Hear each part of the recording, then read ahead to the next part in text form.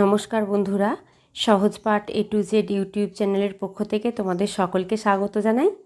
আজকে আমরা পড়ব চতুর্থ শ্রেণীর বা ক্লাস 4-এর বাটারফ্লাই বইটির লেসন 5। টপিক হচ্ছে মিটিং বড়ে মিয়ার সঙ্গে সাক্ষাৎ। চলো তাহলে সেই পড়া শুরু করা যাক। দেখো, প্রথমেই আছে read aloud the names of this animals. এই প্রাণীগুলির নাম অ্যালাউড মানে জোরে জোরে পড়ো।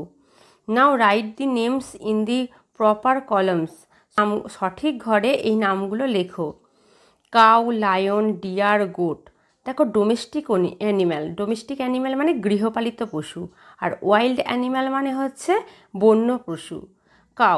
কাউ, লায়ন, ডিয়ার আর গোট।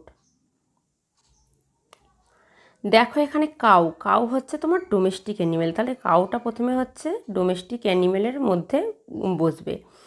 তারপর লায়ন হচ্ছে কি ওয়াইল্ড অ্যানিম্যাল বা বন্য পশু, তাই হচ্ছে লায়নটা ওয়াইল্ড অ্যানিম্যালের মধ্যে বসবে। তারপর দেখো হচ্ছে কি ডিয়ার হচ্ছে মানে হরিণ হচ্ছে বন্য প্রাণী, তাই হচ্ছে এটা ওয়াইল্ড অ্যানিম্যালের মধ্যে বসবে।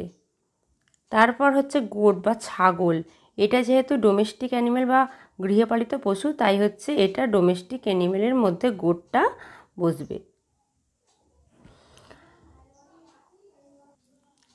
এরপর আছে দেখো, the description of an animal is given below. নিচে একটি পশুর বর্ণনা দেওয়া আছে। নেম দি অ্যানিম্যাল, পশুটির নাম লিখতে বলেছে। I am a wild animal, আমি একটি বন্য প্রাণী।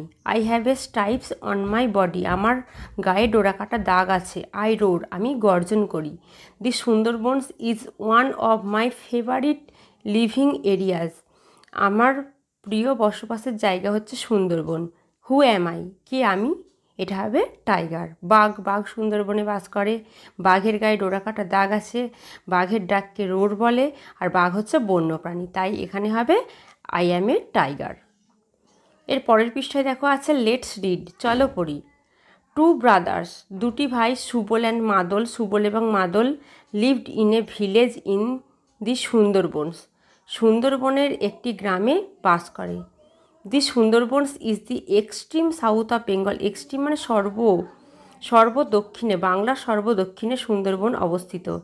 ইট is a place of rivers waterways and jungles, এটি হলো রিভার্স মানে নদী, ওয়াটারওয়েজ মানে জলপথ বা খাঁড়ি, অ্যান্ড জঙ্গল মানে বন। এখানে হচ্ছে নদী, জলপথ এবং জঙ্গলের মধ্যে এটি অবস্থিত। Subal and Madal owned a boat, Subal এবং মাদলের একটি নৌকা আছে। One day they were sailing down মানে জলপথে ভেসে চলা। দি মাতলা রিভার, একদিন তারা মাতলা নদীতে ভেসে চলছিল। ইট ওয়াজ আর্লি মর্নিং, এটা ছিল আর্লি মর্নিং মানে ভোরবেলা, এটা ছিল ভোরবেলা। They were going deep into the forest, তারা জঙ্গলের অনেক গভীরে গিয়েছিল।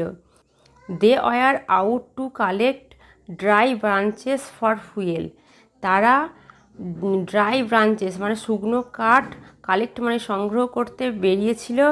ফর ফুয়েল মানে জ্বালানির জন্য তারা শুকনো কাঠ সংগ্রহ করতে বেরিয়েছিল। Subal had never gone into the deep forest before, Subal কখনো এত গভীর জঙ্গলে, ডিপ ফরেস্ট মানে গভীর জঙ্গলে যায়নি। ইট ওয়াজ হিজ ফার্স্ট টাইম, এটা ছিল তার প্রথমবার। And he was very excited, এবং সে খুব উৎসাহিত বা উত্তেজিত ছিল। ফ্রম বাসন্তী থেকে দি রিভার ন্যারোড ডাউন, নদীটি ন্যারো মানে সংকুচিত হওয়া, নদীটি সংকুচিত হয়ে গিয়েছিল বা ছোট হয়ে যাওয়া। বিয়ন্ড মানে ছাড়িয়ে, বাসন্তী ছাড়িয়ে the river took the name of বিদ্যা, এই নদীটি হচ্ছে বিদ্যা নাম নিয়েছিল। তাহলে এইটা প্রশ্ন আসে তোমাদের হচ্ছে গিয়ে মাতলা নদী, তার মানে বাসন্তী ছাড়িয়ে বিদ্যা নদী নাম নিয়েছিল। ইট ফ্লোড সাউথ, এটি আরও দক্ষিণে বয়ে গিয়েছিল। ফ্লো মানে বয়ে যাওয়া। দেখো ওয়ার্ড্রোবে আছে এক্সট্রিম ফারদেস্ট মানে হচ্ছে দূরতম। ওয়াটারওয়েজ মানে জলপথ। এ river or channel along which boat can travel, একটি নদী বা খালের মধ্য দিয়ে নৌকা যাওয়ার পথ। ওন্ড, বিলং টু মানে হচ্ছে মালিক, বিয়ন্ড, বিয়ন্ড মানে হচ্ছে ছাড়িয়ে, অ্যাহেড অফ। তারপর দেখো লেটস ডু, চলো করি। অ্যাক্টিভিটি 1-এ আছে write T for true and F for false statement in the given boxes, মানে হচ্ছে যেটা ঠিক তাতে টি লিখতে হবে এবং যেটা ফলস বা ভুল তাতে এফ লিখতে হবে। দেখো এতে আছে the Sundarbans is the north of Bengal, Sundarban হচ্ছে বাংলার উত্তরে অবস্থিত। এটা যেহেতু সুন্দরবন বাংলার দক্ষিণে অবস্থিত তাই এটা হবে তোমার ফলস। তারপরে দেখো সুবল অ্যান্ড মাদল হ্যাড এ বোট, সুবল এবং মাদলের একটি নৌকা ছিল, এটা ট্রু।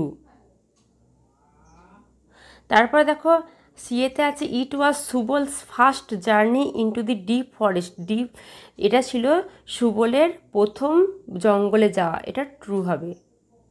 তারপর দেখো the river beyond Basanti is called the Matla, Basanti ছাড়িয়ে নদীটির নাম ছিল মাতলা, এটা যেহেতু আমরা পড়েছি বিদ্যা তাই এটা হচ্ছে বিদ্যা হবে, মাতলা হবে না, তাই এটা ফলস হবে।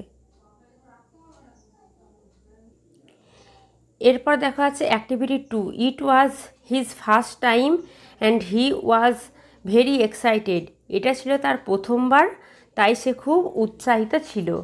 How did he feel before they started their journey, তারা তাদের জার্নি বা যাত্রা শুরু করার আগে তারা কেমন অনুভব করছিল। ডিসকাস উইথ ইউর পার্টনার, তুমি তোমার সহপাঠীর সঙ্গে আলোচনা করো। এটা হবে যে before they started their journey they were very nervous, তারা হয়তো খুব নার্ভাস ছিল, এইটা তোমরা লিখতে পারো। আজ তাহলে এইটুকুই থাক। আমাদের চ্যানেলটিকে যদি ভালো লাগে অবশ্যই লাইক, কমেন্ট ও শেয়ার করতে ভুলো না। আর এরকম নতুন নতুন ভিডিও পেতে অবশ্যই আমাদের চ্যানেলকে সাবস্ক্রাইব করো, পাশে থাকা বেল আইকনকে প্রেস করো।